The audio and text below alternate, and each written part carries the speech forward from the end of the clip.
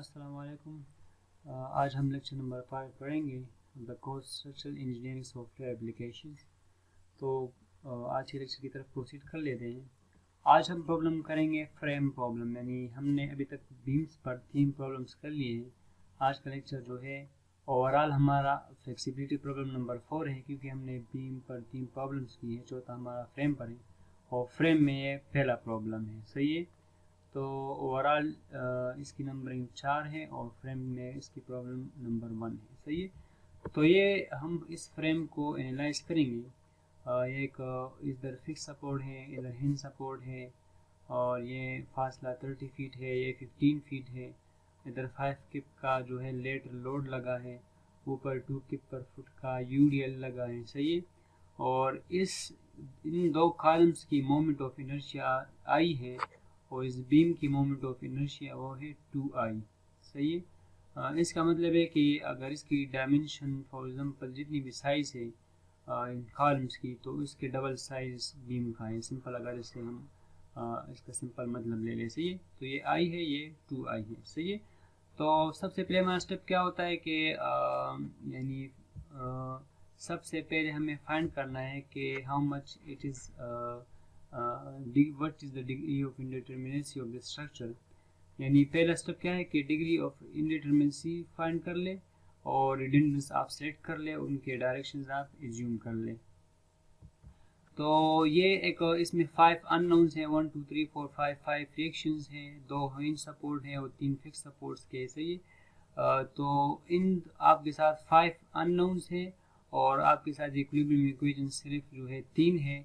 तो 5 - 3 ये भी आपके साथ 2 डिग्री इंडिटरमिनेट स्ट्रक्चर है। तो हमारे इस कोर्स में जो है हमने लिमिटेशन ये रखी है कि हमने बस 2 डिग्री तक जो है अपना कोर्स में हदूद रखा है कि हमारे साथ मैक्सिमम 2 डिग्री इंडिटरमिनेट स्ट्रक्चर की आ सकती है, आ रही है। तो आप जिसकी ज़्यादा जितनी भी आप कर सकते तो वो इससे कर सकते, लेकिन मैंने जो है चूँकि हमारे साथ फिर जो है लेंथी हो जाएगा प्रोसेस, तो इसलिए मैंने इसको सिर्फ 2 डिग्री इंडिटरमिनेट तक लिमिटेड किया है। सही है। अब हमने इंडिटरमिनेसी फाइंड कर ली है। अभी क्या फाइंड करना है, रिडंडेंस जो है चूज करने हैं। यानी इन 5 रिएक्शंस में आप सिर्फ 2 को रिडंडेंट जो है सिलेक्ट करेंगे, यानी क्योंकि आपके साथ degree of static indeterminacy 2 degree है। सही है। तो इन 5 में से 2 कौन से सिलेक्ट करेंगे, तो वो आप उसके साथ मुख्तलिफ चॉइसेस हो सकते हैं। सही है। तो आप जो है मैं जो है इसमें सबसे आसान सा चॉइस सेलेक्ट करूंगा, वो ये है कि आप इस हिंज सपोर्ट को बस निकाल लें। सही, ये वाला जो डी सपोर्ट पर जो हिंज सपोर्ट है डी पॉइंट पर, इसको आप निकाल लें। तो आपके साथ सिर्फ ये 3 रिएक्शन बच जाएंगे और ये फिक्स सपोर्ट यानी सिंपल बच जाएगा जो डिटरमिनेट स्ट्रक्चर होगा। सही है। तो मैंने इस डी सपोर्ट को हटाया है और इन पर जो 2 रिएक्शन इनको रिडंडेंट एक्शन लिया है। सही है।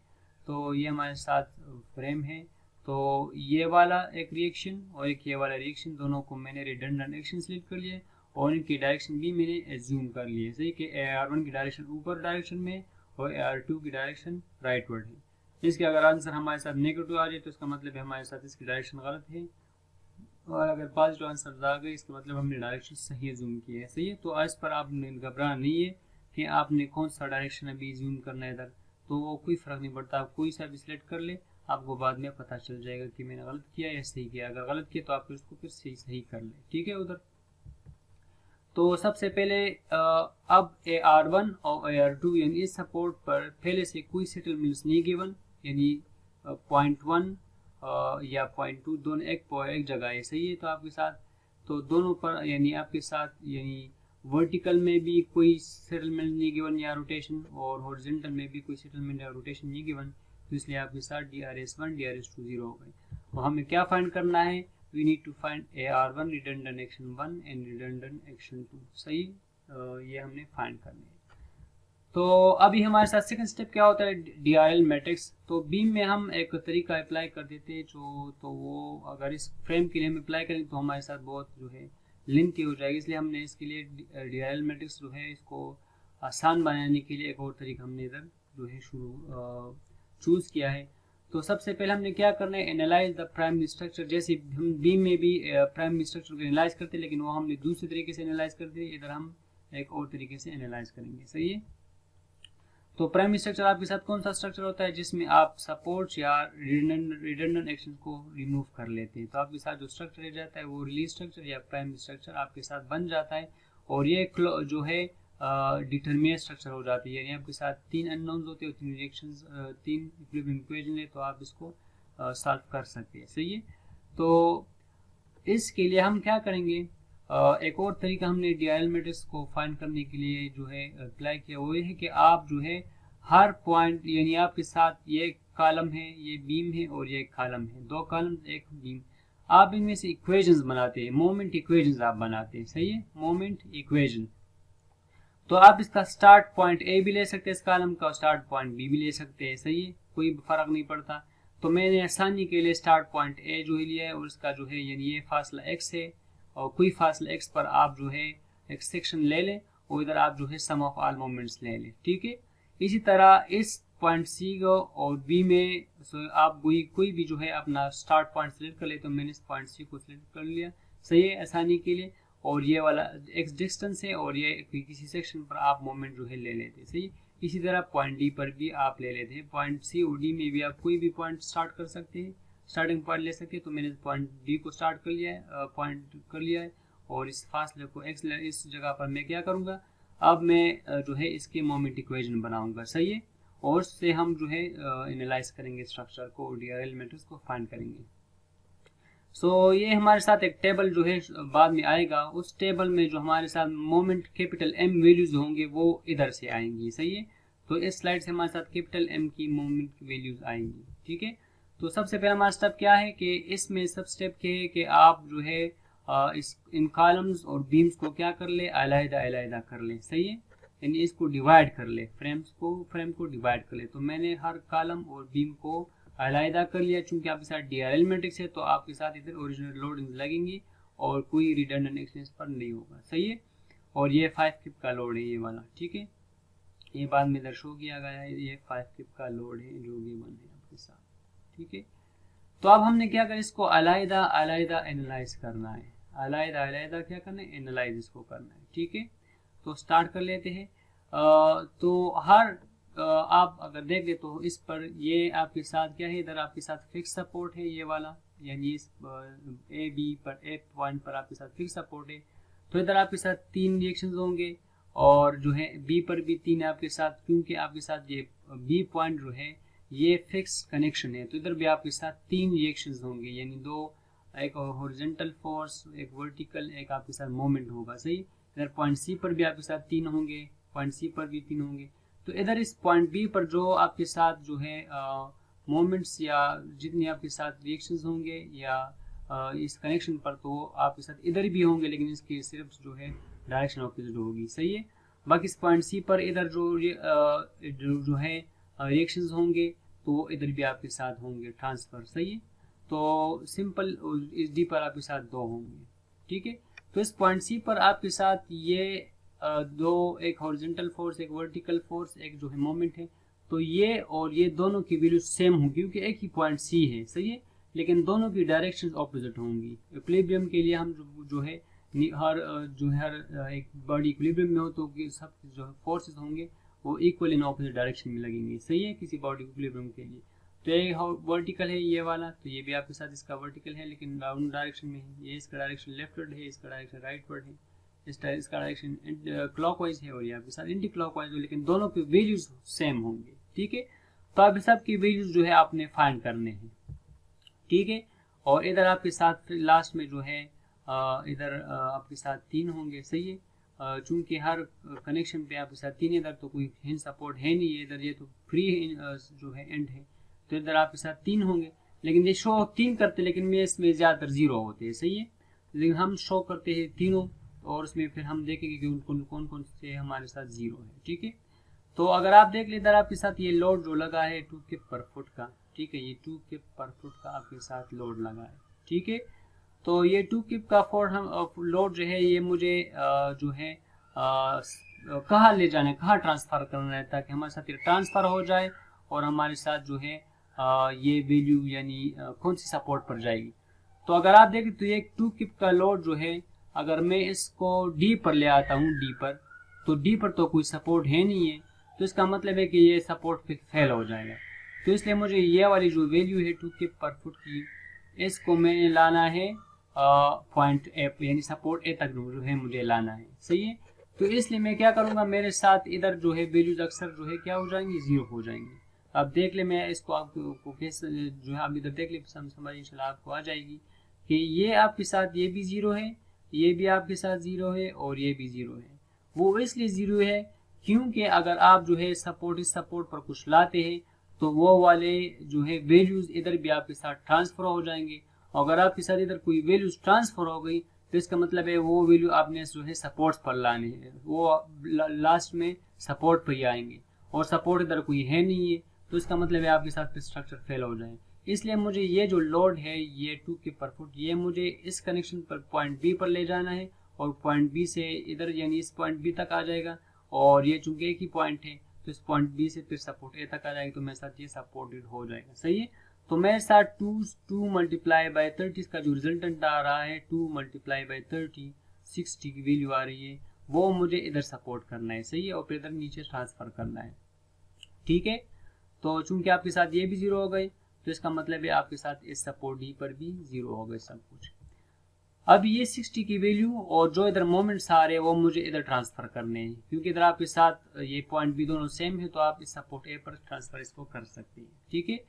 तो आप 60 की वैल्यू जो है वो ये आपके साथ हॉरिजॉन्टल वैल्यू जो है वो 0 है, क्योंकि इधर आपके साथ कोई हॉरिजॉन्टल फोर्स नहीं लगा, तो आपके साथ ये 0 है। सही है। और ये जो हॉरिजॉन्टल जो फोर्स बाहर से एक्सटर्नल लगा है इसको मुझे डायरेक्ट जो है सपोर्ट ए पर ले जाना है, यानी ये वाली। सही है। तो मैंने ये वैल्यू उधर नहीं लिखी बल्कि डायरेक्ट इधर लिखी। सही है।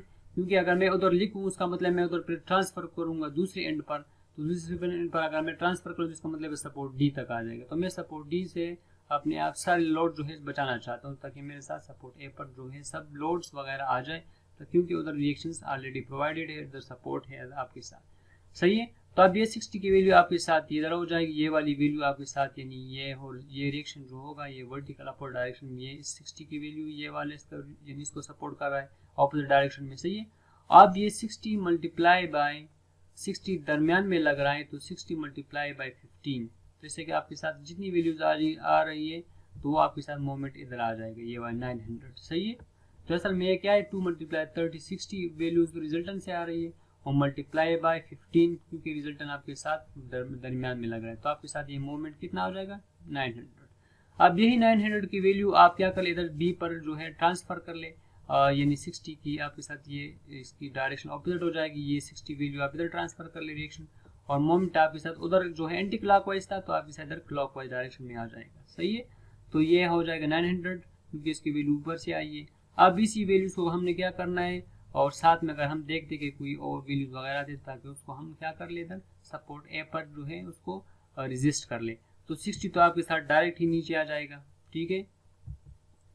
60 अपर डायरेक्शन में, क्योंकि डायरेक्शन अपर डायरेक्शन में होना चाहिए। सही है। ये असल में हम क्या कर रहे हैं, सपोर्ट्स में यानी जो लोड ऊपर से आ रहा है उसको हम जो है पार्ट बाय पार्ट जो है उसको तकसीम करके नीचे जो है यानी ट्रांसफर करें, ताकि आपके साथ जो है लास्ट जो वैल्यूज होती है, नॉर्मली अगर आपके साथ लोड ऊपर से लगे तो आपके साथ रिएक्शन ऊपर होंगे, डाउनवर्ड अगर आपके साथ लोड है तो रिएक्शन आपके साथ अपर डायरेक्शन में होंगे। सही है। अब आपके साथ ये मोमेंट 900 की वैल्यू है, अगर आप देख लीजिए, अगर आप इस फोर्स को 5 किप को इधर ट्रांसफर कर लिए ये वाली वैल्यू। सही है। तो इस 5 और इस 5 से आपके साथ क्या बन रहा है, कपल मोमेंट बन रहा है। फॉर एग्जांपल आपके साथ ये फासला 15 फीट है। सही है।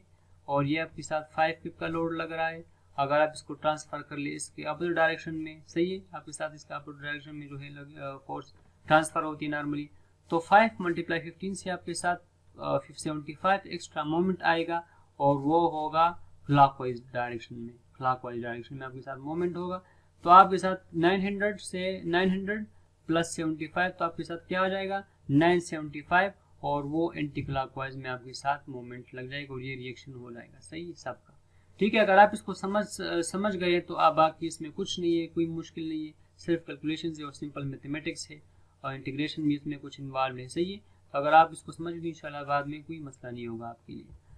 अभी हम क्या करते हैं, चूंकि DRL मैट्रिक्स फाइंड करेंगे उसके बाद फ्लेक्सिबिलिटी मैट्रिक्स जो है हम फाइंड करते हैं, तो इसके लिए हम क्या करते हैं, नॉर्मली पहले हम बीम में क्या करते थे कि ओरिजिनल लोड्स की वजह से आपके साथ जो रिएक्शन मेंबर इंडक्शन वगैरह थे उसको फाइंड करते थे।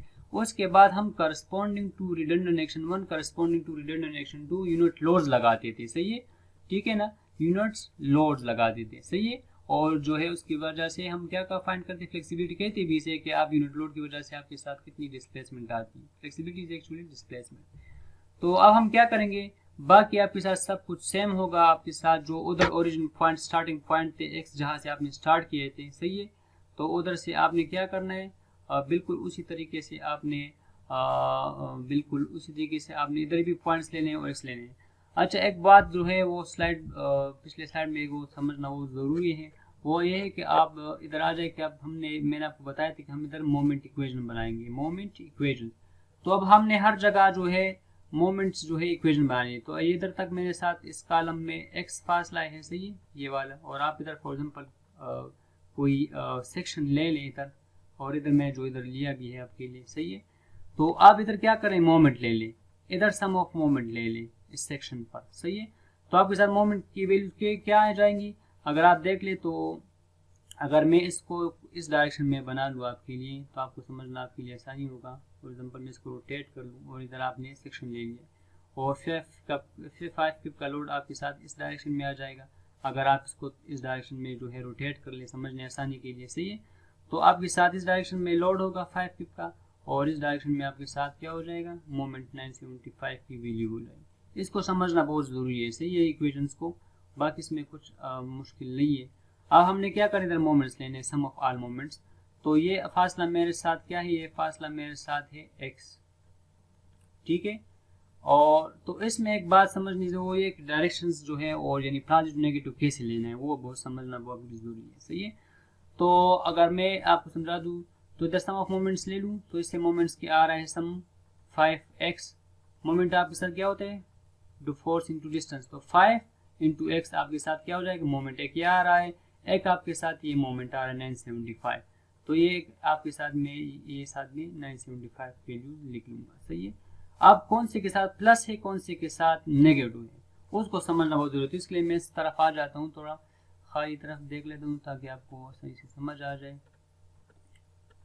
तो डायरेक्शन उसके लिए है कि फॉर एग्जाम्पल आपके साथ कोई लोड लगा है, आपने फॉर एग्जाम्पल ये आपके साथ कोई मेंबर है पहले से, ठीक है, और आपके साथ इधर कोई सेक्शन है, आपने लोड लगा लिया है, तो इस लोड की वजह से आपके साथ जो इसका डिफॉर्म शेप बन जाएगा बीम का, वो कुछ इस तरह बनेगा। मैं कोशिश करूँगा आपको समझाऊँ आसानी से, वो कुछ इस तरह से बनेगा डिफॉर्म शेप, सही है, कुछ इस तरह से डिफॉर्म शेप का बन जाएगा। तो इस फोर्स की वजह से अगर आप देख ले तो ऊपर जो आउटर फाइबर है, आउटर फाइबर में आपके साथ क्या है, कंप्रेशन है। अगर आप लेंगे तो नीचे साइड आपके साथ टेंस हुआ है, यानी इसमें जो है एक्सटेंशन आई है, ऊपर वाला साइड क्या उसमें कंप्रेशन आई है, उसकी यानी लेंथ कम हो गई है, सिंपल इज अगर आपको आसानी से मैं समझा दूँ तो ऊपर कंप्रेशन है नीचे टेंशन है। तो अगर किसी फोर्स की वजह से ऊपर कंप्रेशन है या मूवमेंट की वजह से ऊपर कंप्रेशन है और नीचे टेंशन है, तो इसका मतलब है आप उसको पॉजिटिव लेंगे, सही है, पॉजिटिव लेंगे। तो इस वजह से अगर आप देखें तो इस 5x में अगर आप देख ले तो आपके साथ कुछ इस तरह से जो है इसका डिफॉर्म शेप बनेगा। तो ऊपर आपके साथ कंप्रेशन, जो इसका मतलब है आपके साथ 5x के साथ प्लस है, और अब इस 975 के साथ देख लेंगे कि इधर आपके साथ नेगेटिव या पॉजिटिव है। तो इस 975 को अगर हम देख लें, मैं कोई और कलर इस्तेमाल कर लेता हूँ आपके लिए, फॉर एग्जांपल ये है, सही है। तो इस 975 की वजह से आपके साथ बीम का कुछ इस तरह डिफॉर्म शेप बनेगी, ब्लू टाइप, सही है। तो इस केस में आपके साथ ऊपर कंप्रेशन होगा और नीचे टेंशन है, तो इसका मतलब ऊपर आपके साथ ऊपर टेंशन है नीचे कंप्रेशन है। तो जब आपके साथ ऊपर टेंशन हो नीचे टेंशन हो, ऊपर टेंशन हो नीचे कंप्रेशन हो, तो जब आपके साथ सिंपल है कि ऊपर टेंशन है तो आप इधर इसका वैल्यू नेगेटिव लगाए। ऊपर अगर आपके साथ जो है कंप्रेशन है तो पॉजिटिव लगा ले, अगर ऊपर आपके साथ टेंशन है तो आप इसकी वैल्यू नेगेटिव ले। तो इस इक्वेशन को हम इस्तेमाल करेंगे बाद में, सही। इसी तरह बिल्कुल इसी तरह हम क्या करेंगे, इसके लिए भी जो है इक्वेशन बनाएंगे इस साइड के लिए, क्योंकि हर जगह हमने एक्स जो है डिस्टेंस ली है, तो इसलिए इसकी जो है इक्वेशन बनाना अगर आप सीख तो इसमें फिर कोई और मसला नहीं होगा, सही है। तो एक आपके साथ ये वाला फासला हमने लिया है, तो इधर आपके स्टार्टिंग पॉइंट सी है और इधर आपके साथ ये एक्स डिस्टेंस है। तो आपके साथ इधर कोई फोर्स नहीं लगा और इस सेक्शन पर आप क्या है मोमेंट, सम ऑफ मोमेंट लेना चाहते हैं। कोई और फोर्स इधर नहीं लगा, सिर्फ एक्सटर्नल फोर्स आपके साथ लग रहा है और उसकी वैल्यू आपके साथ ये होगी। सही है, तो वो हो गया आपके साथ, वो वैल्यू की कितनी होगी, तो वो वैल्यू है आपके साथ 2 जो है वो यूडेल की वैल्यू है और फासला हॉरिजॉन्टल कितना है, वो x का है फासला है। सही है, और वो भी लग रहा है आपके साथ मिड पर, यानी x/2 पर लग रहा है। सही है, तो सिंपल इसको मल्टीप्लाई कर ले, x/2 फोर्स इंटू डिस्टेंस, तो फोर्स आपके साथ लग रहा है ये हॉरिजॉन्टल, ये जो रिजल्टेंट आ रहा है वो 2x आ रहा है, क्योंकि आपके साथ हॉरिजॉन्टल फोर्स, ये रिजल्टेंट फोर्स कैसे आता है, और वर्टिकल लोड मल्टीप्लाई उसके जो डिस्टेंस होता है उसको मल्टीप्लाई करें तो आपके साथ वो लोड आता है। फॉर एग्जांपल 2 × 30 से आपके 6 जो है 60 आ रहा था ये वाला। इस केस में आपके साथ 2 है और डिस्टेंस जो है 30 की बजाय आपके साथ क्या है, x है, तो इसलिए ये लोड आपके साथ आएगा 2x। और कहाँ लग रहा है, x/2 यानी इसके दरमियान में लग रहा है। सही है, इसके जुदा ये फासला ये वाला। सही है, तो x/2 आपके साथ ये हो जाएगा। तो इससे जो मोमेंट आ जाएगा आपके साथ वो हो जाएगा x², 2 से कट जाएगा और आपके साथ मोमेंट आ जाएगा x²। सही है, अब आपके साथ x² तो मोमेंट आ जाता है। सही है, ये वाला सही है। तब आप इसकी डायरेक्शन क्या कौन सी है, यानी इसको आप पॉजिटिव देंगे नाम या नेगेटिव नाम देंगे। सही है, तो ये मैं इसके दोबारा लिख लेता हूँ। तो अगर आप देख ले तो इस वजह से, इसकी वजह से आपके साथ फॉर एग्जाम्पल ये बीम है पहले से। सही है,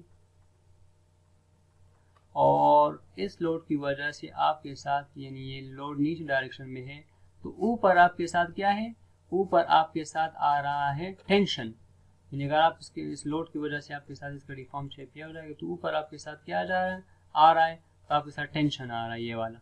तो टेंशन की वजह से आपके साथ ये वाला वैल्यू नेगेटिव x² हो जाएगी। सही है, बिल्कुल इसी तरह हम क्या करेंगे, तीसरे जो है x के लिए भी इसी तरह सब कुछ करेंगे। सही है, तो इन इक्वेशन को समझना बहुत जरूरी है क्योंकि आप इसको फ्लेक्सिबिलिटी कंस्ट्रक्शन में भी इस्तेमाल करेंगे। अच्छा, इसका जो है थर्ड कॉलम है आपके साथ ये x है। सही है, ये x हो जाएगा आपके साथ। ठीक है, जब आपके साथ ये x हो गया है तो आप इधर भी सम ऑफ मोमेंट्स ले लें। ठीक है ना, तो अब आप इधर सम ऑफ मोमेंट्स लें तो आपके साथ इधर कोई फोर्स नहीं लग रहा, इधर सब फोर्स आपके साथ 0 है, तो इधर आपके साथ सारे मोमेंट्स क्या आ जाएंगे, सम ऑफ मोमेंट्स अगर आप ले लेंगे तो सब आपके साथ 0 हो जाएंगे, क्योंकि कोई फोर्स नहीं लग रहा, ना कोई एक्सटर्नल है, ना कोई या कोई हॉरिजॉन्टल या वर्टिकल कोई रिएक्शन है। सही है, तो इसलिए आपके साथ इधर मोमेंट क्या हो जाएंगे, 0 हो जाएंगे।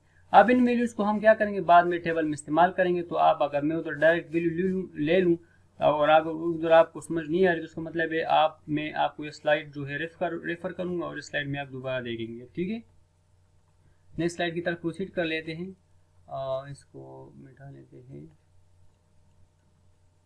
तो अब हमें क्या करना है, करस्पॉन्डिंग टू AR1 यानी आपकी रिडंडेंट एक्शन 1 जो थी उसकी डायरेक्शन जो भी थी उस डायरेक्शन में आप यूनिट लोड लगाए। जैसे हम बीम में यूनिट लोड लगाए थे, सिंगल यानी पॉइंट लोड लगाए थे, 1 लोड लगाते थे, तो उधर भी हम लगाएंगे। सही है, बिल्कुल इस तरह सब कुछ आपके साथ सेम होगा। एक्स डायरेक्शन जो है कहाँ से, यानी स्टार्टिंग डायरेक्शन आपके साथ जो भी होगी, ठीक है, तो वो आपके साथ स्टार्टिंग डायरेक्शन होगी और स्टार्टिंग पॉइंट होगा सॉरी, और उधर से आपका एक्स जो है स्टार्ट होगा। तो अब हम क्या करेंगे, हमारा AR1 जो है इस डायरेक्शन में ऊपर हमने लगाया था। अगर आप पिछले स्लाइड में देखें तो आपके साथ AR1 रिटर्न डायरेक्शन आपने इसकी डायरेक्शन ऊपर एज्यूम की थी, तो बिल्कुल उसी डायरेक्शन जो आपने उधर एज्यूम की थी वो इस डायरेक्शन में पॉइंट लोड भी लगाएंगे। ठीक है, तो 1 लोड अगर आप लगा लें तो अब हम क्या करेंगे, बिल्कुल उसी तरह जो है इसको भी जो है इसकी इक्वेशन भी हम बनाएंगे। तो इधर से हमारे साथ अगर हम टेबल में देखें तो पिछले स्लाइड वाला हमारे साथ कैपिटल M वैल्यूज थी और ये हमारे साथ स्मॉल m1 वैल्यूज हो जाएंगी, क्योंकि हम इसको मल्टीप्लाई करेंगे तो आपको समझ आनी चाहिए कि m1 की वैल्यूज कहाँ आ रही है, कैपिटल M की कहाँ से आ रही है और स्मॉल m2 की वैल्यूज कहाँ से आ रही है। ठीक है, तब हम क्या करेंगे, फ्रेम को उसी तरीके से डिवाइड करेंगे। चूंकि इधर से कोई हॉरिजॉन्टल या वर्टिकल सॉरी जो भी हो लोड है, एक्सटर्नल कोई लोड इसमें नहीं लगा, तो आपके साथ ये क्या हो जाएगा, सिंपल इधर लगेगा। अब हम क्या करेंगे, जो आपका स्टार्टिंग पॉइंट होगा, सही है, स्टार्टिंग पॉइंट आपका कौन सा होगा, जहां आपका लोड लगा हो, तो उधर से आप कोशिश करें कि अपना जो है डिस्ट्रीब्यूशन स्टार्ट कर ले लोड्स की। तो इधर मैंने लोड इधर पॉइंट डी पर लगे और अपर डायरेक्शन में, तो आप इधर पॉइंट डी पर आउटवर्ड डायरेक्शन में 1 यूनिट लोड लगा लें। सही है, तो अब हम क्या करेंगे, इधर आपके साथ ये 1 यूनिट लोड लगाए और आपके साथ और भी कोई भी हॉरिजॉन्टल या वर्टिकल कोई फोर्सेस वगैरह नहीं है, और इधर हम लाना भी नहीं चाहते क्योंकि आपके साथ इधर कोई सपोर्ट नहीं है पॉइंट डी पर, तो इधर आपके साथ ये दोनों क्या हो जाएंगे, जीरो हो जाएंगे। और ये 1 तो हमने एक्सटर्नल यूनिट लोड लगाया है, सही है। अब ये वैल्यू ऊपर जो है ट्रांसफर हो जाएगी अपवर्ड डायरेक्शन में, अगर इसकी थी तो इसकी नेगेटिव डायरेक्शन में हो जाएगी डाउनवर्ड डायरेक्शन में, सही है। और ये दोनों आपके साथ इस ट्रांसफर हो जाएगी और वो हो जाएगी जीरो, दोनों की वैल्यू जीरो है क्योंकि इस 1 यूनिट की वजह से, लोड की वजह से कोई मोमेंट जो है प्रोड्यूस नहीं हो रहा, क्योंकि मोमेंट तब प्रोड्यूस होगा जब आपके साथ फोर्स परपेंडिकुलर लगाओ, सही है। फॉर एग्जांपल अगर आपके साथ ये बीम है तो इस डायरेक्शन में अगर आप मोमेंट फोर्स लगा दे तो मोमेंट कोई प्रोड्यूस नहीं होगा, सही है। अगर आप इस डायरेक्शन में अपवर्ड या डाउनवर्ड फोर्स लगाएंगे तो आपके साथ इस केस में मोमेंट प्रोड्यूस होगा इधर, सही है। इस ऊपर केस में, इसमें अगर हम हॉरिजॉन्टल कोई फोर्स लगाएंगे तो हमारे साथ मोमेंट प्रोड्यूस होगा, इस केस में प्रोड्यूस नहीं हो रहा क्योंकि जब आपके साथ बीम की या कॉलम की जो हॉरिजॉन्टल जो डायरेक्शन होती है लॉन्गिट्यूडनल, वो अगर फोर्स के पैरेलल हो तो इसमें कोई मोमेंट प्रोड्यूस नहीं होगा, सही है। तब ये 1 यूनिट लोड जो है ये इसी वैल्यू को आप क्या कर ले, इधर ट्रांसफर कर ले तो आपके साथ ये ट्रांसफर हो जाएगी, ये दोनों आपके साथ जीरो है तो दोनों इधर जीरो वही ट्रांसफर होंगे, और ये 1 यूनिट लोड डाउनवर्ड डायरेक्शन में तो आपके साथ इधर अपवर्ड डायरेक्शन में हो जाएगी, ठीक है। बिल्कुल आप इस एंड पर हमने ये ट्रांसफर करना है, कोई एक्सटर्नल लोड और कोई नहीं लगा तो आपके साथ ये 1 न्यू डाउनवर्ड डायरेक्शन में इसका लग जाएगा, ठीक है। और ये हॉरिजॉन्टल आपके साथ जीरो हो जाएगा। लेकिन इधर आपके साथ अगर आप देख लें तो ये आपके साथ फिर कपल बन रहा है। कपल के मतलब है कि ये आपके साथ ये जो है बीम है तो एक फोर्स ऊपर डायरेक्शन में और एक डाउनवर्ड डायरेक्शन। जब आपके साथ कोई फोर्सेस दोनों आपके साथ यानी किसी बीम के या कॉलम के परपेंडिकुलर हो और दोनों की डायरेक्शन भी एक दूसरे को ऑपोजिट हो तो उस केस में आपके साथ कपल प्रोड्यूस हो रहा है, हो जाता है। यानी ये अपर डायरेक्शन में फोर्स, ये डाउनवर्ड में, तो आपके साथ कपल प्रोड्यूस होगा और वो होगा इस डायरेक्शन में एंटी क्लॉकवाइज, सही है। इन फोर्सेस की वजह से ये बीम एंटी क्लॉकवाइज रोटेट करेगा तो इसका जो है रेजिस्टेंस क्या होगा, फिर इसका जो है क्लॉकवाइज डायरेक्शन में जो है ये वाली वैल्यू इसकी हो जाएगी। कपल की वैल्यू क्या होगी, 1 मल्टीप्लाई बाय 30, इसके दरमियान जो फासला है वो 30 है तो 1 मल्टीप्लाई 30 से आपके साथ ये क्लॉकवाइज डायरेक्शन में जाएगी, क्योंकि इस वजह से इन फोर्सेस की वजह से आपके साथ एंटी क्लॉकवाइज डायरेक्शन में बनता है फॉर मोमेंट, तो इसका रिजल्टेंट या इसका रिएक्शन हो जाएगा वो क्लॉकवाइज डायरेक्शन में हो जाएगा। अब यही फोर्सेस आप इधर ट्रांसफर कर लें इस कॉलम की तरफ, तो ये आप डाउनवर्ड डायरेक्शन में तो ये आपके साथ अपवर्ड डायरेक्शन में हो जाएगा, और ये फोर्स आपके साथ है मोमेंट आपके साथ क्लॉकवाइज है तो ये आपके साथ एंटी क्लॉकवाइज हो जाएगा, वैल्यू वही होंगी। और आपके साथ हॉरिजॉन्टल फोर्स जीरो है तो अब ये हॉरिजॉन्टल फोर्स इधर नीचे भी ट्रांसफर कर ले तो ये वर्टिकल आपके साथ इसका अपोजिट डायरेक्शन में ये वाला ट्रांसफर हो जाएगा, सही है। और हॉरिजॉन्टल भी जीरो होगा, लेकिन आपके साथ इस केस में ये 30 जो है मोमेंट भी डायरेक्ट इधर ट्रांसफर हो जाएगा, ये एंटी क्लॉकवाइज में है तो ये क्लॉकवाइज डायरेक्शन में इधर ट्रांसफर हो जाएगा, ठीक है। तो दोनों एंड्स पर जो फोर्स होती है वो दूसरी को ऑपोजिट होती है सिर्फ नॉर्मली। और अब हम क्या करना है, अब हमें इक्वेशंस बनाने हैं, सही है। इक्वेशंस क्या करने बनाने हैं, इक्वेशंस जो आपके साथ एक्स जो हमने लिया है तो उसके मुताबिक हम क्या करेंगे, अभी इक्वेशंस बनाएंगे। तो इधर स्टार्ट कर लेते हैं आपके साथ। फॉर एग्जांपल ये एक्स फासला है, कोई एक्स फासला है और लेंथ कॉलम की 15 फीट है, लेकिन इधर हमने फासला एक्स लिया है, किसी एक्स सेक्शन पर मोमेंट्स ले रहे हैं, तो सही है। तो अब हम देख रहे तो अपनी आसानी के लिए फॉर एग्जांपल अगर मैं इसको जो है इस तरह से ड्रा कर लूँ अपनी आसानी के लिए, सही है। इस सेक्शन को मैं रोटेट कर लिया इस डायरेक्शन में, क्लॉकवाइज डायरेक्शन में, तो ये फोर्स आपके साथ जो लगा था ये इसके इस डायरेक्शन में लगा है आपके साथ नॉर्मली, सही है, ये वाला, ठीक है, ये वाला। तो ये कोई मोमेंट प्रोड्यूस नहीं कर रहा, सिर्फ आपके साथ ये क्लॉकवाइज डायरेक्शन में ये कौन सा मोमेंट लग रहा है, ये 30 फीट का, सही है। तो ये मोमेंट सिर्फ लग रहा है, तो इधर आपके साथ इक्वेशन क्या बन जाएगी, और इस मोमेंट की वजह से आपके साथ जो है बीम इस तरह डिफॉर्म होगा कि ऊपर आपके साथ क्या हो जाएगी, कंप्रेशन आ जाएगी। तो इसलिए इसकी वैल्यू आपके साथ क्या हो जाएगी, +30 हो जाएगी। फोर्स की वजह से कोई मोमेंट प्रोड्यूस नहीं हो रहा, क्योंकि फोर्स आपके साथ मैंने बताया कि जब फोर्स बीम या कॉलम के पैरेलल हो यानी एक ही डायरेक्शन में हो तो फिर फोर्स मोमेंट प्रोड्यूस नहीं होगा, सही है। इस केस में अगर आपके साथ फोर्स इस डायरेक्शन में लगा होता है तो फिर आपके साथ मोमेंट प्रोड्यूस होता, क्योंकि मोमेंट आपके साथ परपेंडिकुलर फोर्स मल्टीप्लाई जो है डायरेक्शन मल्टीप्लाई डिस्टेंस होती है, सही है। अब हमने ये वैल्यू लगा ली। अब इन वैल्यू को हमने क्या करें, ये इस इक्वेशन को हम इस्तेमाल करेंगे बाद में, ये 30 वैल्यू अब हमें हमारे साथ ये सेकंड पार्ट में हमारे साथ एक्स डायरेक्शन ये हो जाएगी, सही है, जैसे उसमें अगर आप देख लीजिए वाली, ठीक है। तो इधर आपके साथ मोमेंट कितनी बनेगी, तो अगर आप देखें इसमें कोई एक्सटर्नल फोर्स वगैरह नहीं लगा, सही है, सिर्फ एक ही ये वाला फोर्स, इसकी वजह से आपके साथ मोमेंट प्रोड्यूस होगा, ठीक है। ये वाली इसकी वजह से मोमेंट्स प्रोड्यूस होंगे नहीं, क्योंकि इधर इसकी वैल्यू है ही नहीं बिल्कुल। तो इस वजह से आपके साथ मोमेंट की वैल्यू हो जाएगी 1x, और ये प्लस होगी या माइनस होगी, तो ये आप इससे जूम कर लें कि इस फोर्स की वजह से आपके साथ बीम इस डायरेक्शन में डिफॉर्म होगा, ऊपर आपके साथ कंप्रेशन, तो इसलिए आपके साथ ये 1x पॉजिटिव होगी, ठीक है।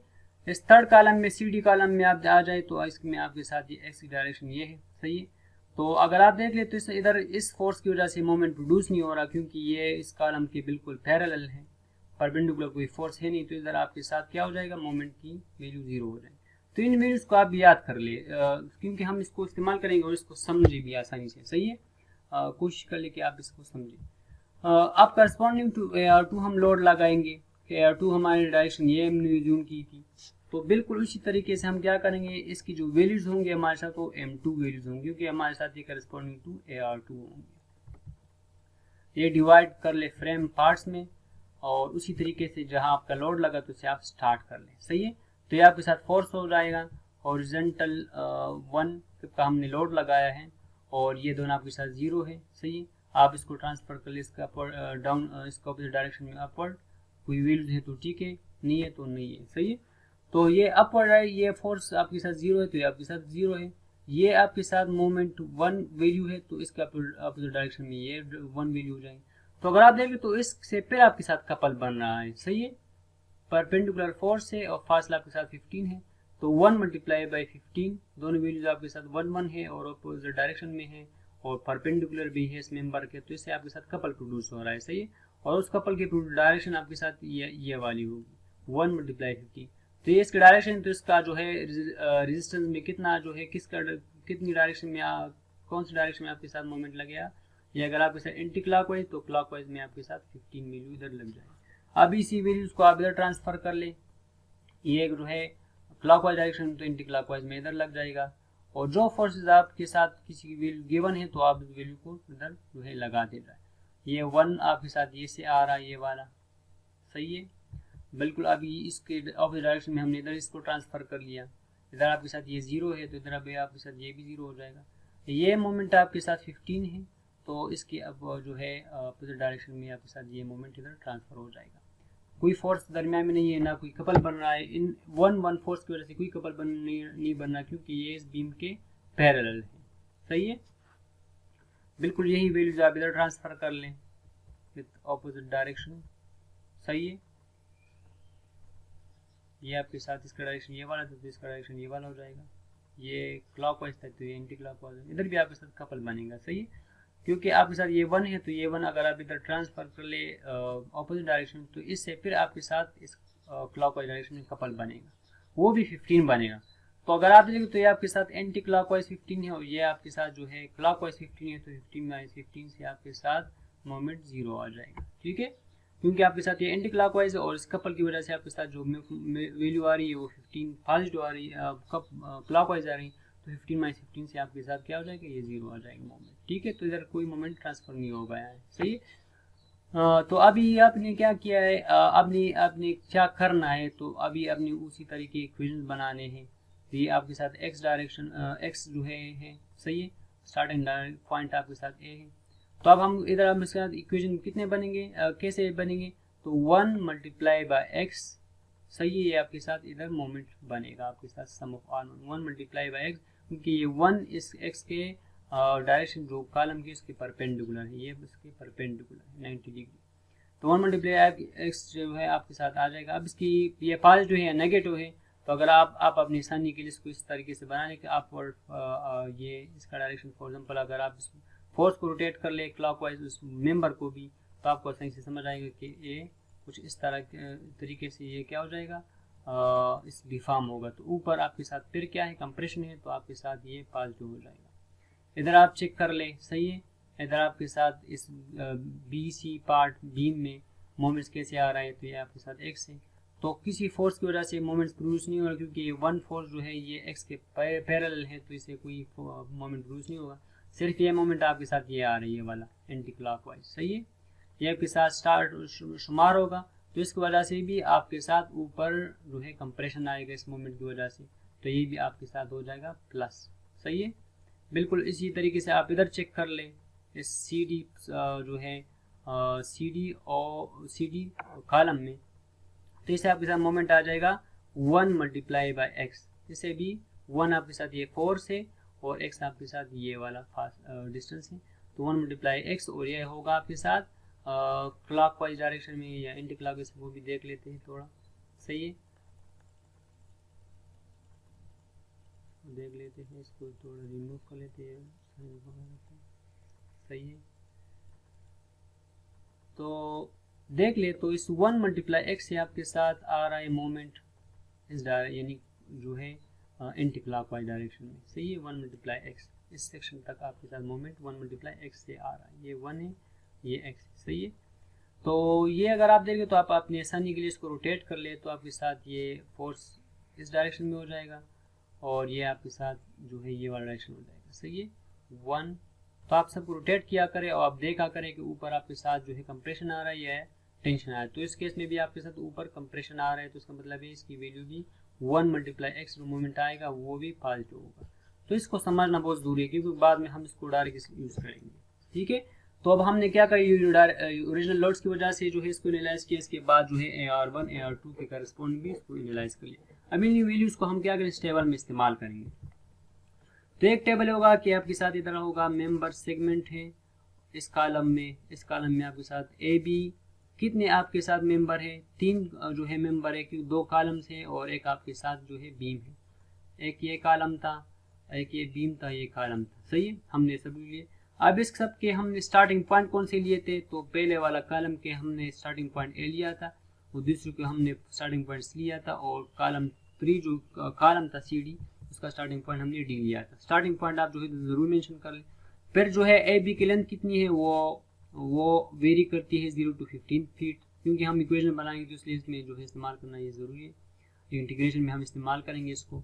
और बी सी की लेंथ जो है वो 0 से 30 तक वेरी कर रही थी, और सी डी की लेंथ 0 से 15 तक वेरी कर रही थी, यानी इसकी लेंथ ओवरऑल 15 फीट, इसकी 30, इसकी भी 15 फीट थी, सही है। इधर moment of inertia single I था, इधर 2 आई था, मैंने आपको ये बताया था, और ये आपके साथ सिंगल आई है, सही है। इसकी जो है साइज, बीम की साइज जो है कॉलम की सिंपल इज दैट, अगर आपको सही समझा सकूँ तो ये दोनों, इस बीम की साइज इस कॉलम की साइज से डबल है, सिंपल इज दैट, सही है। डेप्थ में भी हो सकती है, जिसमें भी आप ले लें, सही है। सिर्फ आई में मैंने शो किया है। तो मोमेंट की कैपिटल एम वैल्यूज है, फिर आपके साथ स्मॉल m1 के फिट है, और फिर m2 ही वैल्यूज। तो हर मेंबर में जो हमने इक्वेशंस शो किए थे ना, तो हर मेंबर में जो इक्वेशन हमने पॉजिटिव नेगेटिव साइंस के साथ लिखे थे वो इधर सिंपल लिखने हैं। तो फर्स्ट ए बी के लिए, ए बी पार्ट के लिए आपके साथ 5 + 5x - 975 इक्वेशन आ रही थी। बी सी के लिए आपके साथ ये इक्वेशन आ रही थी, मैंने आपको बताया था, सही है। और सी डी के लिए आपके साथ 0 मोमेंट आ रहा है। इसी तरह m1 की वैल्यू जो थी वो m1 की वैल्यूज आप इधर लगा लें बी सी के लिए और सी डी के लिए। m2 की वैल्यूज आप इधर लगा लें 1x 15 और 1x। तो ये सिंपल है कि ये ओरिजिनल लोड्स की वजह से जो आपके साथ इक्वेशन आ रही है वो आपने इधर लिख ली हर मेंबर के लिए, और फिर AR1 के करस्पॉन्डिंग जो इक्वेशन आ रही थी वो आपने इधर लिख ली हर मेंबर के लिए, और फिर जो है AR2 के करस्पॉन्डिंग जो वैल्यूज आ रही थी आपके साथ वो आपने इधर लिख ली हर मेंबर के लिए, सही है। AR1 के लिए थी और ये सेकंड AR2। अब हमने क्या करना है, हमने फाइंड करना है DRL मैट्रिक्स और फ्लेक्सिबिलिटी मैट्रिक्स फाइंड करना है। तो DRL1 क्योंकि हमारे साथ 2 जो है डिग्री इंडिटरमिनेट है, तो हम DRL1 और DRL2 फाइंड करेंगे। तो DRL1 आपके साथ इस इक्वेशन से आएगा, सम ऑफ ऑल मेंबर्स, जो आपके साथ 3 मेंबर्स थे 1 2 3, और फिर जो है इनकी मोमेंट जो है इसको जमा कर ले, और कैपिटल M और स्मॉल m1 की वैल्यूज को आप मल्टीप्लाई करें तो आपके साथ DRL1 फाइंड हो जाए। तो हमने क्या करना है, हर मेंबर के लिए इक्वेशन यूज करना है और इस डिस्टेंस L को जो है पुट करना है और उसको उसकी इंटीग्रेशन करनी है, सिंपल इज दैट। और बाद में सबको सम भी करना है। तो सम का मतलब है कि हम तीनों मेंबर हमारे साथ, तो तीनों को सम करेंगे। तो ये पहला मेंबर जो था ए बी मेंबर, तो तो MAB मेंबर से आपके साथ उस AB के मेंबर जो है लेंथ कितनी थी 0 से 15 तक वेरी कर ली थी। इंटीग्रेशन हम नॉर्मली हम इक्वेशन को जब सम करें तो इंटीग्रेशन को इस्तेमाल करते हैं, सही है, ये ज़रूर इस्तेमाल होते हैं, सही है, ठीक है। तो एक आपके साथ capital M1 values capital M की वैल्यूज है AB पार्ट के लिए और ये यानी AB कॉलम के लिए, सही है, और ये स्मॉल m1 की वैल्यूज है, सही है। तो सब के लिए आप सिंपल वैल्यूज पुट करते जाए। इधर सिंपल EI थी AB की, आपके साथ I जो है वो सिंगल I है तो आप इधर E सिंगल I लिख ले, ठीक है, EI सिंपल लिख ले, प्लस सिंपल जो दूसरा बीम था वो था BC, सही है, BC की लेंथ आपके साथ 0 से 30 तक वेरी कर रही थी और उधर कैपिटल M की वैल्यू ये थी और स्मॉल m1 की वैल्यू ये थी। लेकिन इस केस में आपके साथ मोमेंट ऑफ इनर्शिया डबल है 2I है, वो ऊपर टेबल में आप देख भी सकते हैं।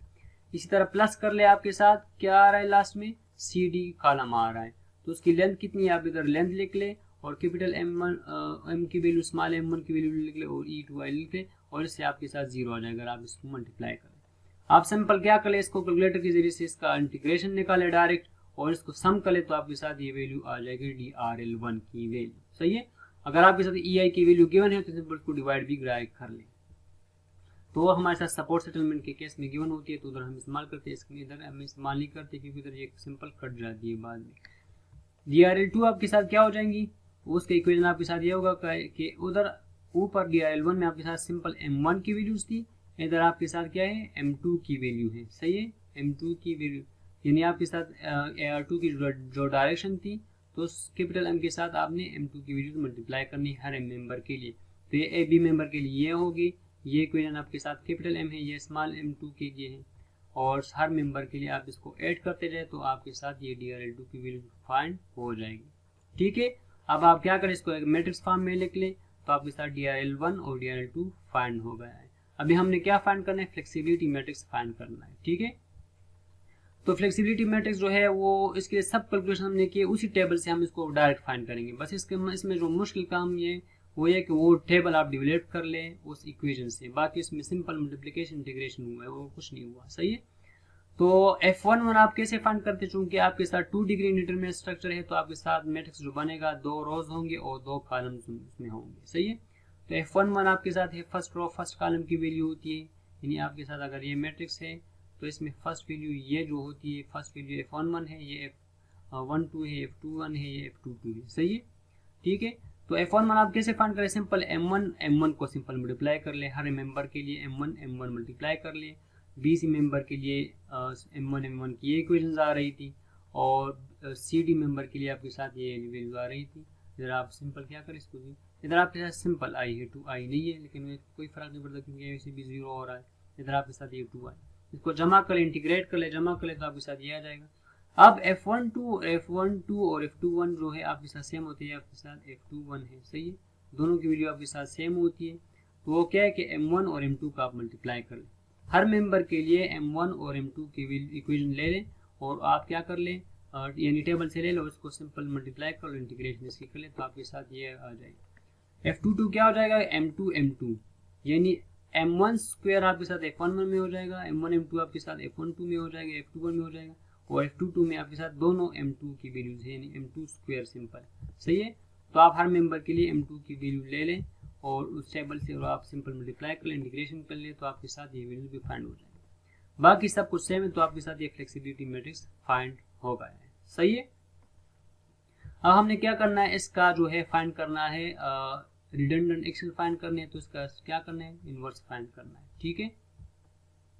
तो इनवर्स आपके साथ जो इक्वेशन है वो ये वाली इक्वेशन है, रिडंडेंट एक्शन कैसे फाइंड करते हैं, F inverse into DRS minus DRL, DRS आपके साथ 0 है, DRL अपने फाइंड कर लिए है, सही है। तो सिंपल वैल्यूज पुट करें, इसका इनवर्स आप पहले निकाल लिया करें, सही है। इनवर्स जब आप निकालें तो EI जो है वो ऊपर चला जाता है इनवर्स फॉर्म में, तो ये EI से कट जाता है, तो आपके साथ ये वाला इसको मल्टीप्लाई कर ले, सिंपल इससे इसका इनवर्स निकाल ले और इससे मल्टीप्लाई कर ले तो आपके साथ AR फाइंड हो जाएगा। तो इसमें देख लिया कि आपके साथ पॉजिटिव है, आपके साथ नेगेटिव है, तो इसका मतलब है नेगेटिव डायरेक्शन, इसका मतलब है इसका डायरेक्शन जो हमने जूम किया था ये गलत था। तो फॉर एग्जाम्पल ये आपके साथ ये रिडंडेंट एक्शन इधर फाइंड हो गए, तो ये 32 अपर डायरेक्शन में सही निकाला डायरेक्शन, और ये आपके साथ हमने डायरेक्शन 7.95 का ये लिया था तो वो गलत है, इसका मतलब 7.95 की डायरेक्शन ये वाली है, सही है, होनी भी चाहिए ये वाली। अब हमने क्या फाइंड करना है, अब हमने फाइंड करना है ये तीनों रिएक्शंस, और आप इसको इक्विलिब्रियम इक्वेशन से भी सॉल्व कर सकते हैं, या जो है आप इसको मैट्रिक्स तरीके से मेंबर एंड रिएक्शंस जो है इसके फाइंड कर लें। तो मैट्रिक्स तरीका उसका बहुत आसान है, क्योंकि आप इसका मेंबर एंड रिएक्शन सब कुछ पहले से फाइंड किए हैं, तो इसलिए इसका इसको जो है बीम से ये थोड़ा और भी आसान है।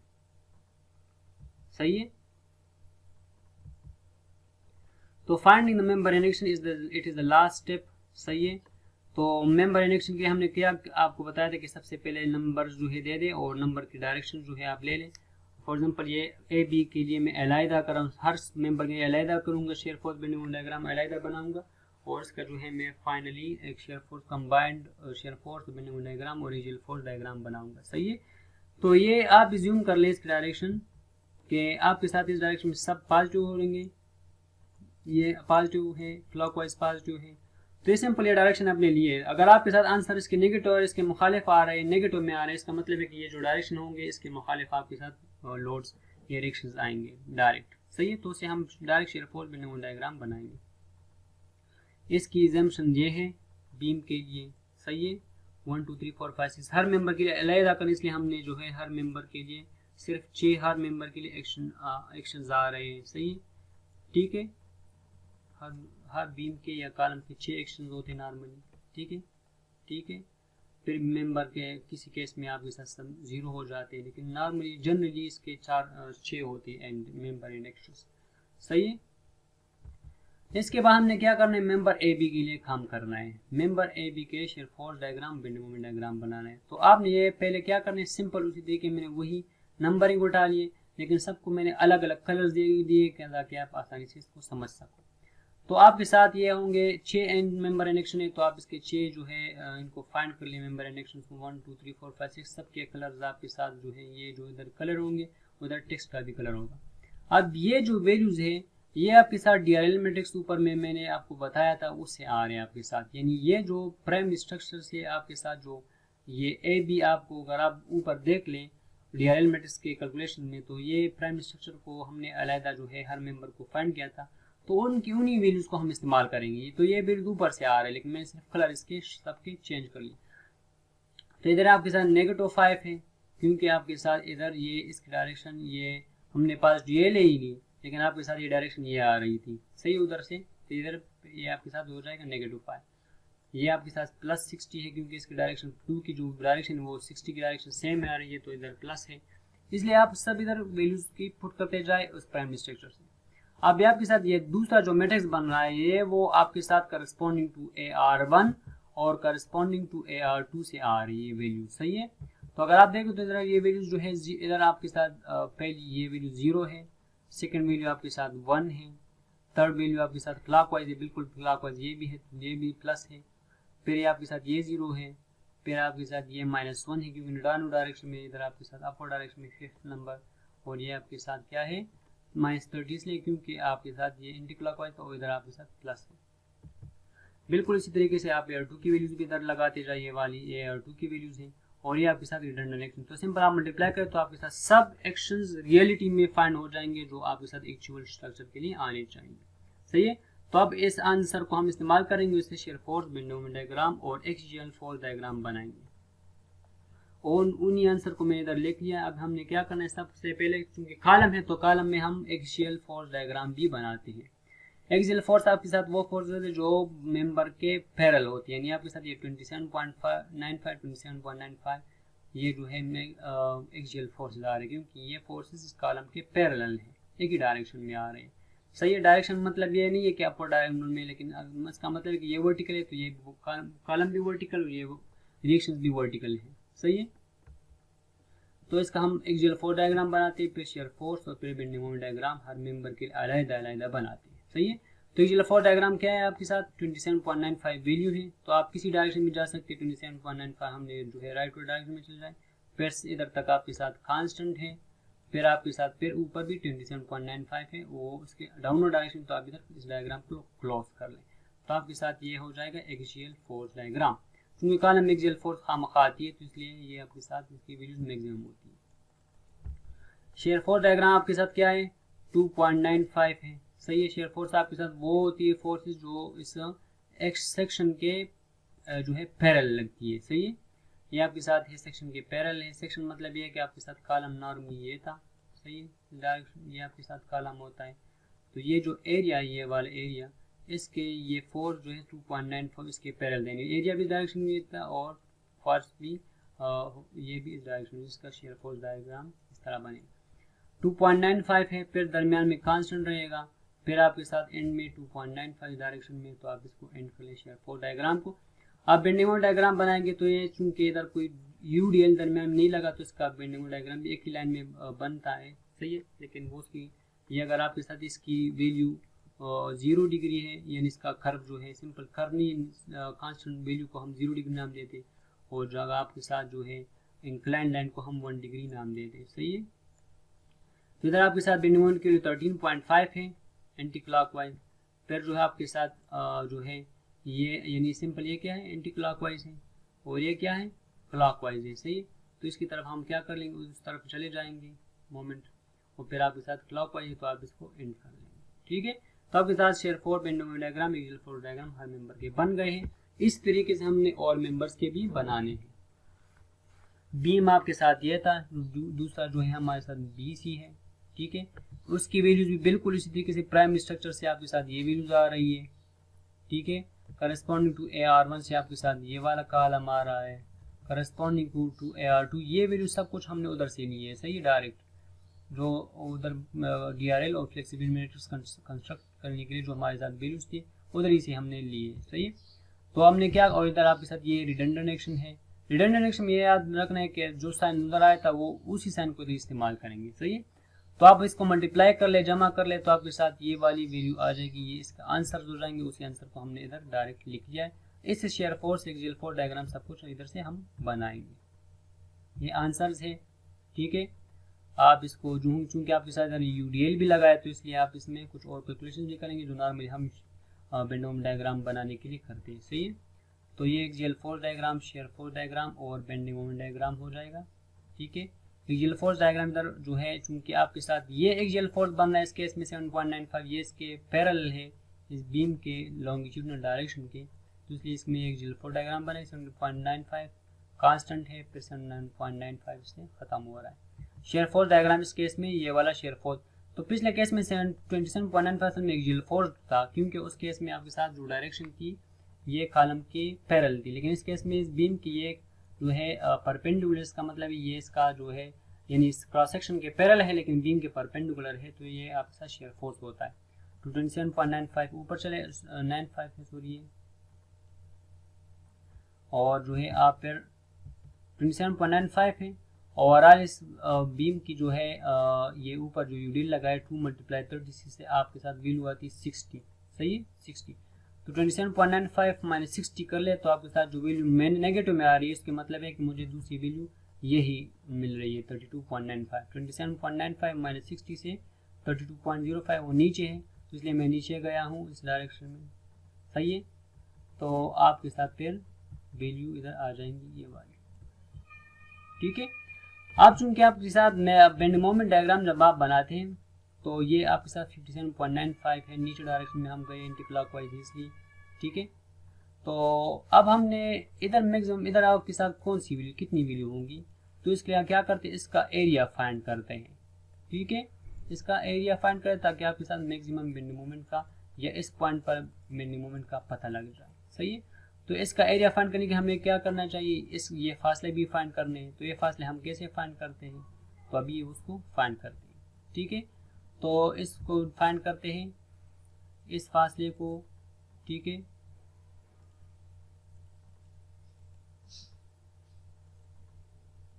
तो ये कैसे फाइंड करें डायरेक्ट, तो आपके साथ इधर जो रिएक्शन आती है 32.05 यानी इधर सिंपल जो शेयर फोर्स या रिएक्शन जो होता है उसको डिवाइड कर ले। ये सिंपल ये सॉरी 2 है तो 2 पर डिवाइड कर ले। ठीक है,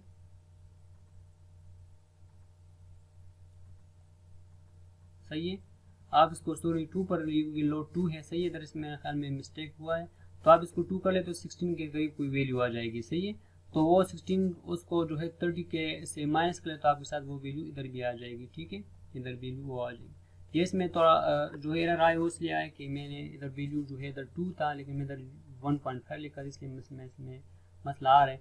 आप इसको 2 पर डिवाइड करते तो 2.05 डिवाइड बाई 2 करें तो आपके साथ एक वैल्यू आ जाएगी, वो वैल्यू आप इधर लिख लें, उस वैल्यू को 30 से माइनस करें तो आपके साथ ये वैल्यू भी इधर आ जाएगी। ठीक है, तो आप क्या करें, इसका एरिया फाइंड करें। तो इसका एरिया कैसे फाइंड करें, ट्रायंगल है हाफ मल्टीप्लाई बाय जो आपने ये वाला फासला फाइंड किया है। फॉर एग्जांपल ये आपके साथ आ रहा था 15, सही है। फॉर एग्जांपल जी बिल्कुल हाँ 15 के करीब का ये आंसर होगा। 15 मल्टीप्लाई बाय 27.575। ये सिंपल है कि इस ट्रायंगल का एरिया कैसे फाइंड करते हैं, हाफ बेस इंटू हाइट 27.95। तो आपके साथ इसकी कोई वैल्यू आएगी तो वो वैल्यू है आपके साथ है पॉजिटिव डायरेक्शन में, तो इसलिए आप पॉजिटिव में चले जाएंगे। तो आप इधर कुछ इस तरह से चले आएंगे।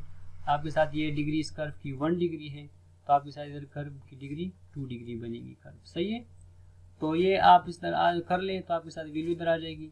वो वैल्यू मैंने फाइंड किया है इधर 137.5 है। ये पता नहीं ये वैल्यू इधर से इसके एरिया से, आप इसको खैर चेक कर लें। ठीक है, आप इसको फिर ये वाली इसका एरिया निकाल लें जो नेगेटिव में आ रहा है, तो आप दोबारा नेगेटिव में चले जाएंगे और वो वैल्यू आनी चाहिए 119.25, सही है। तो आप सिंपल इसको कर लें। बिल्कुल इसी तरीके से CD का भी हम सब कुछ जो है फंड नंबरिंग दे देंगे, प्राइमरी स्ट्रक्चर का और वैल्यू सब कुछ लिख लेंगे, आपके साथ आंसर आ जाएंगे। इसको मैं जल्दी से स्किप करूँ तो ये सब कुछ सेम है बाकी, और इसका share force bending moment diagram आप बना लें।